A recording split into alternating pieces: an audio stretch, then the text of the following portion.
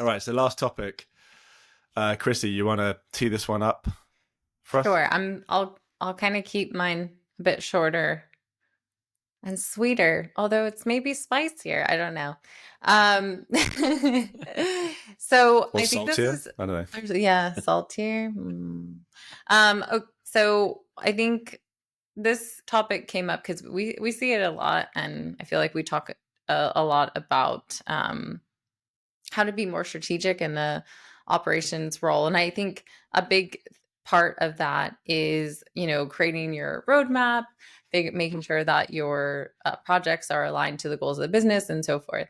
But I think what continues to happen too is that, especially when our key stakeholders have a certain status, like they're a CMO or a CRO or a leader at that company, um, or if that person just tends to be just like the loudest person in the room, honestly, they'll usually come to an ops team and be like, I want this, I need this. And some teams will just be like, okay, and they'll take that and they'll figure out, okay, we need to start building for it.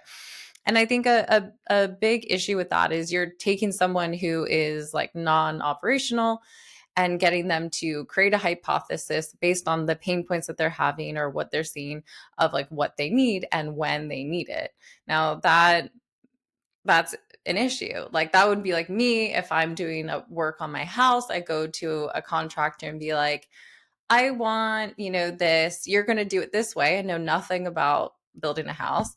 And then I need you to do it in 2 weeks. And, so um, I think the thing is like a good time is to step back. Cause a lot of the times actually especially when I was, a lot of our client leads would probably see this. Andrew probably sees this a lot too. I saw it a lot when I was working directly with clients. And when we talk to CMOs is that they just like think that they need something. But really, actually, the thing that they're most confident is just the pain point that they're feeling.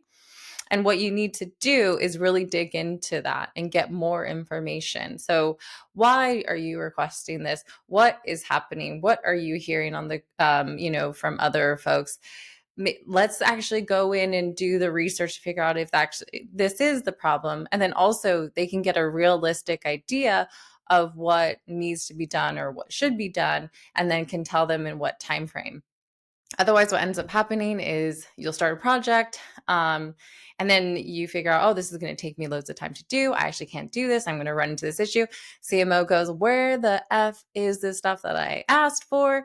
And then the team is stressed out and they're not achieving those goals. And then it just leads to chaos and people being unhappy. And frankly, sometimes this also means people leaving the company because they feel like they're just constantly not achieving what they need to do. We see it time and time again. So I think the thing here is to really be consultative, whether you're a consultant or not, whether that's in the name, like work with your key stakeholders, ask them questions, figure out what they're actually trying to get to and the goal, and then work backward from there and educate them. Like, oh, actually, I'm hearing this. So actually what I think would be useful is to do XYZ. And this is the timeline or different things that we can do, and then talk through that. Like maybe you do make concessions to get them what they need faster, but at least you're owning that narrative, you're owning your roadmap, you're owning your time, and you're getting everyone to focus on the right things to do and realistically how you can do them. So just a reminder out there, like you don't need to be an order taker. If anything, the organization would really value and benefit from you being more consultative and giving advice of what should be done. So first off, thank you for the anxiety. I definitely got triggered on that because it's so true, and it creates a lot of stress for everyone involved. My heart rate definitely increased. I mean, there's a situation that happened quite recently where CMO of one of our clients came in and said we need the custom object. Crissy and Xander, you're familiar with this one, and we started kind of going down that path, but then we had another call with them and really started digging in because they weren't happy that it was going to take a couple of months, and asked them, got down to the bottom of it, and really what they needed was their current reporting that they had, which isn't terrible, just needed maybe a potential smaller enhancement just to be able to see channel and campaign information. So now what we're trying to do is, okay, can we just get you that level of reporting with your current setup as an interim step because you needed this like yesterday? and that can buy us some time to then build out the longer term solution, which we still agree is the right solution, but it's just not going to be turned around in days. It's a really good example of just digging a little bit deeper behind the curtain and trying to figure out what are the pressures that the C-suite are facing, as opposed to just being like, oh, they told me we want this, let's just go and do it. And if we had carried down that path, the exact situation Crissy you said would have happened. We would have started.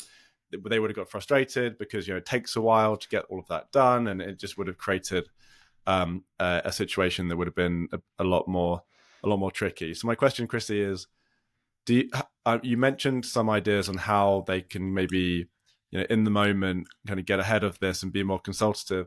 What is your advice though, just in more broadly, of like how can you before someone's even like a C-suite have kind of been telling you like this is the order I want you to fulfill, how can you develop a relationship with the C-suite as a go-to-market ops person so they actually come to you for advice, they consult you even before they've tried to solution themselves? Like, what are some of the things that you can do just to set up an environment that's going to make you and the company more successful? Well, I think one, like being comfortable putting yourself out there and developing the relationships early. I think that was one benefit that I had. I'm a bit introverted, but still, when I was in house, I constantly figured out, okay, who are my key stakeholders? How can I get in front of them early?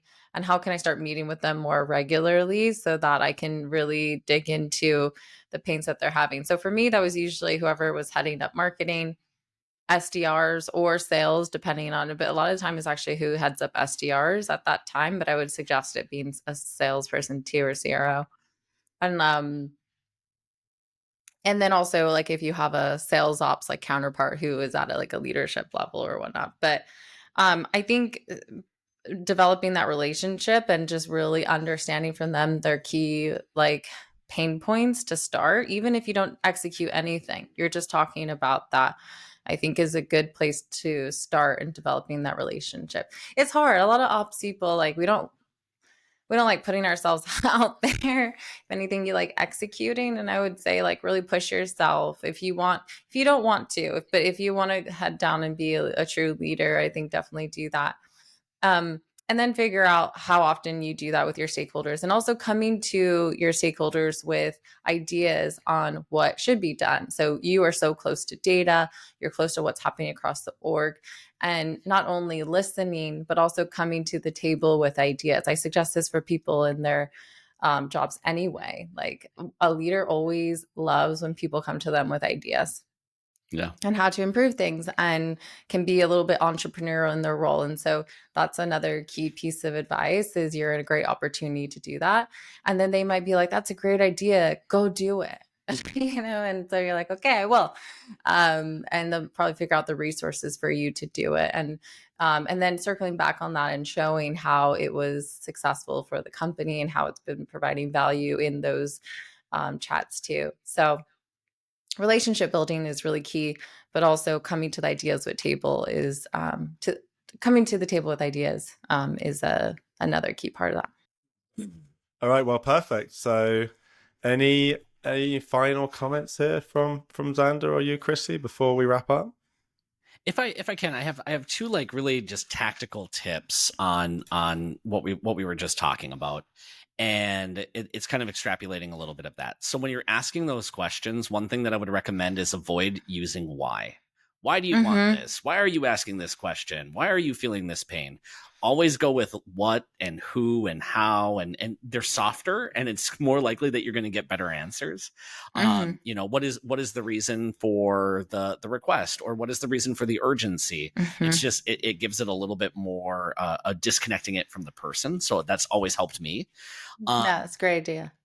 And then also, like, thinking about those long-term projects or those bigger projects that we're working on, identify what those quick wins are. Almost every big project that you take on, you can kind of find, like, are there some, we call them low-hanging fruit, jargon, but like, what are the low-hanging fruit that we can identify and can maybe get some quick wins, show some success, relieve some of that initial pain.